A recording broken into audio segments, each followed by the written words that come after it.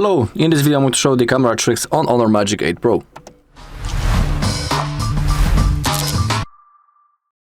Alright, so let's open up our camera. As you take a look, we are in a normal photo mode. Okay, when it comes to the zoom levels, the lowest is 0.5. Thanks to that we'll have the wide photo, and as we zoom in, the maximum zoom level on this phone is 100x. That is really big zoom level, but I think that no one will use it anyway, but it's good to know that we have such a cool and high zoom level, so we'll be able, I don't know, to zoom in really distant object. And next to it we have the moving photo. Basically this mode works like that if you take a photo, it will be like a short video that you'll be able to play. So I don't know, let me take the photo maybe. Okay, that was the moving photo. Now play it, and now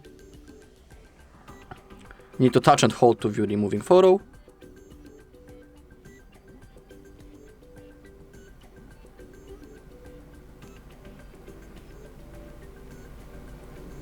Okay, you just need to hold, and as you take a look, the live photo mode worked really well, and we have this short recording just like I was saying before. To turn it off, simply click it once again and it turns off.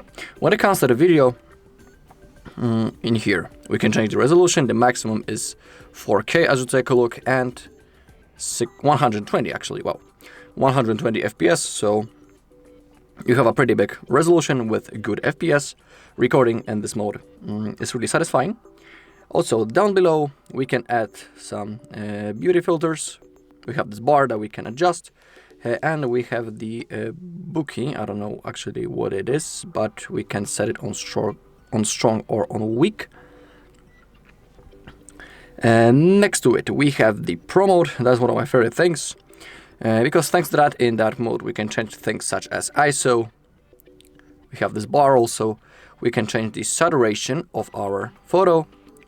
We have the automatic focus and a few modes right in here, and also the white balance and a few modes that we can adjust. So this mode is perfect for people who like to adjust almost everything that is possible before they take a photo. If you want to get back into the automatic settings, simply select the A right in here. Okay, next to it we have the photo format. We have the JPG, the RAW, and 50 megapixel JPG. The RAW format is a little bit different than JPG, but the RAW is the best if you want to edit the photo later. Simply because in the JPG, if you edit the photo too much, for example, you add some more saturation or you change the brightness or the exposure, the photo will look simply worse than if you would edit it with the RAW format. So if you're planning to take some photos and then edit them, you should pick the RAW file, simply RAW format. Okay, as we go to more, we have features such as multi-video, slow motion, panorama, light painting, time-lapse, super macro, high resolution, stage, and scanning the document. And when it comes to the multi-video, it works in that way that we can record a video from both cameras at the same time. That is a pretty cool thing. You can double tap to change the viewfinder as you take a look. So this mode is also pretty cool. Then we have the slow motion, but I'm sure that all of you know how the slow motion mode works. Above you can change the resolution and also the FPS. When it comes to the FPS with the 4K, we only have 120, but we can also select 1080p, and the maximum FPS is 240. We only have two resolutions possible when it comes to that. You can also enable the standard stabilization when you have 120 FPS. It's impossible with 240. When it comes to the other modes, we have the panorama, timelapse, just like I was saying. We have the high resolution. It's also one of my favorite modes, because thanks to that mode we will have the best quality of our photo. But you need to be aware that in this mode we can only zoom 3.7 times, or use the wide photo. It's impossible to go higher than that. When it comes to other customization things, we can adjust the exposure when we tap on the screen and when we slide up or down. We can increase the exposure or lower it down manually, just like that. Really easy thing. So if you want to have the best quality of the photo, you should use the high resolution. And another thing is scan document. Select that you agree. And now let's find the object. As you can see around our object, we have this this shape. And it means that if I'll take the photo right now, the rest of the table, the surrounding, will be deleted, and it has been not perfectly cut because the shape of this piece of rubber isn't perfect. It's not a perfect rectangle. But let's say that in front of us we have a piece of paper. We just select scan document. We place our camera. We can see the surrounding, the shape around it, and that's the moment when we can take a photo, and the rest of the table will be cut. So let's say that, just for an example, I'll place that logo next to me, and now if I'll take the photo, the rest, the table, the logo will be completely deleted, and the only thing that will be on the photo will be my document. I hope that you understand what I'm talking about, but I think that you do. When it comes to other things, we have the night mode, which is of course the best for taking photos at night. One of my favorite things. Also, we can change some zoom levels as you take a look. Also the exposure, the ratio, we can add the watermarks, add the timer before the photo will be taken. We have the grid line and the level. Let's get back into the photo. When it comes to things right in here, we have the HDR mode. I always highly recommend to turn it on for better quality. You can also apply some filters if you are interested. You can see that the list is pretty long. You can enable the motion sensing capture to take a photo of moving objects. We also have the manual focus that we can select. We have this bar. If you want to apply the default settings, hit this A icon next to it. We also have the grid lines. It's also really useful because thanks to the grid lines we can position our camera in the proper way. We know that, for example, the face of the person that we're taking a photo of is exactly in the middle, so it's simply easier to position our camera and before taking a photo. So grid lines are really useful. I always keep them enabled, even on my private phone. And next to it we have the level, and thanks to that we know, are we holding our phone steady in a proper angle. If we do, it will change its color and it will be orange when we are holding our phone properly. For example, right now. That's the suggestion for us, that's the moment when we should take a photo. Okay, let's open up the settings in here, and we can add, actually we can customize our status bar, which is above right in here. We can customize it. It's pretty useful thing, so let's do it. Customize status bar. We can add, for example, the camera settings into our bar. We can add the HDR icon, enable the exposure adjustment, but we can see the notification that we can only add up to 6.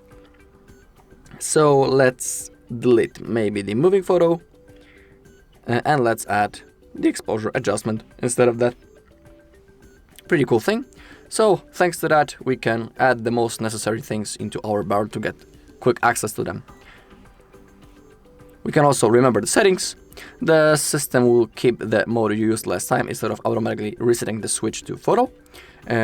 We can enable that for the camera mode, for the filters, for the photo profiles, for the exposure levels, the HDR, the moving photo, motion sensing capture, and AI engines. You can enable that, so if you enable, the phone will simply remember the settings that you have adjusted, and it won't reset them if you exit the camera app. Everything will be simply saved, and every time that you open up the camera, all of your settings will be saved all the time. Down below we have the auto lens switching. You can enable that or disable. You can read on the screen what it provides. We have the in-camera button actions. We have slide to display the zoom panel and slide again to change the zoom level. We can pause we can press and hold the button to start focusing, and we can press the long press for burst shots. Our AI button is actually right in here next to us. It's like on the iPhone, the same placement actually. So we have slide to zoom, press and hold to focus, and long press is the burst shot. So let's try to use that mode. I'll place my phone just like that. Now I will slide. As you take a look, I can adjust the zoom level.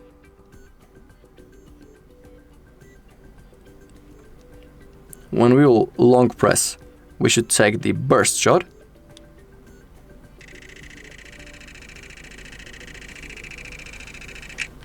As you can see, thanks to the burst shot mode, I can take up to 100 photos. It's like a machine gun for taking photos. Pretty cool thing. I'm not using it often, but it's fun to use from time to time. And what was the second thing? The second feature when it comes to the AI?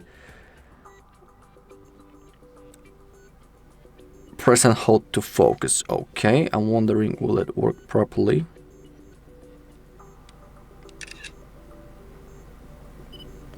Oh, just like that. Simply don't click the button, simply place your finger on it and hold.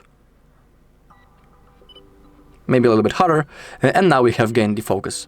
Now if you click, you'll take the photo. Also pretty comfortable, I would say. When it comes to the burst shot also, that's not the only way how we can use the burst shot. You can use it in the normal photo mode, simply hold the shutter button. It also works, as you can see. Okay, back into the settings. You can also change the things such as aspect ratio, 4:3, 1:1, 16:9 or full.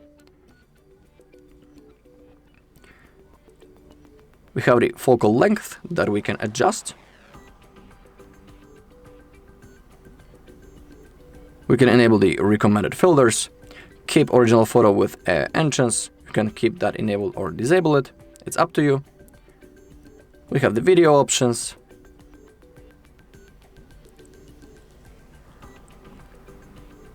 We can enable the magic take, automatically capture highlight moment in rear video mode.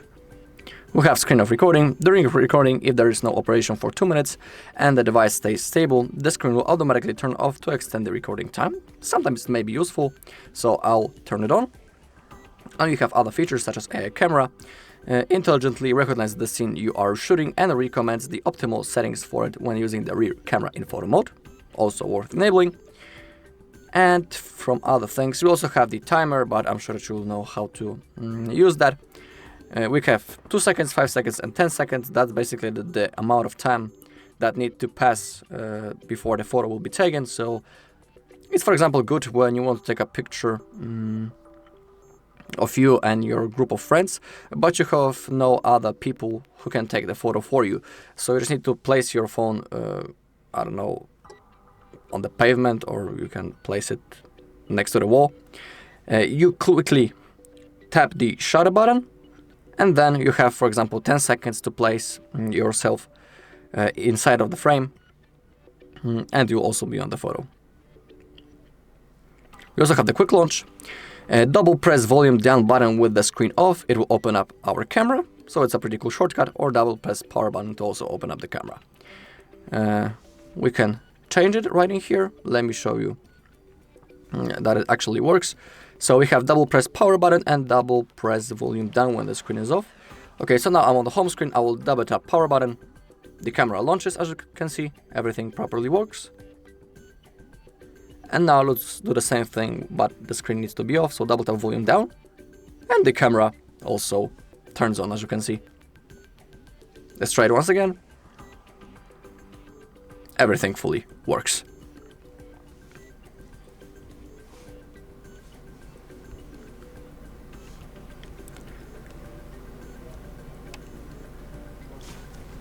Down below, we have the mirror reflection. As you take a look, it's enabled. It works with the front camera. Sometimes we have that mirror effect. that it's added into our selfies. Some people like that effect, some people don't. You can keep it that enabled, or you can simply disable it right in here. Everything depends on the people. Some people like that effect, some people don't. I'm just letting you know that you can change it right in here in the settings of the camera. And the last thing that I personally like is the floating shutter. Thanks to that, we can add the second shutter button. So let's say that we are taking the photo, and thanks to that, thanks to the second shutter button, we can place it anywhere that we want on the screen, in the place that is comfortable for us. So we don't need to click right in here to take a photo. We can simply click right in here and the photo will be also taken. For example, in my case, it's really comfortable when I'm holding my phone just like that in one hand, and I don't need to press right in here to take the photo. I can grab it just like that and use my thumb to take the photos. For me, it's really comfortable instead of clicking right in here. So I like that floating shutter. I highly recommend to try it on your own.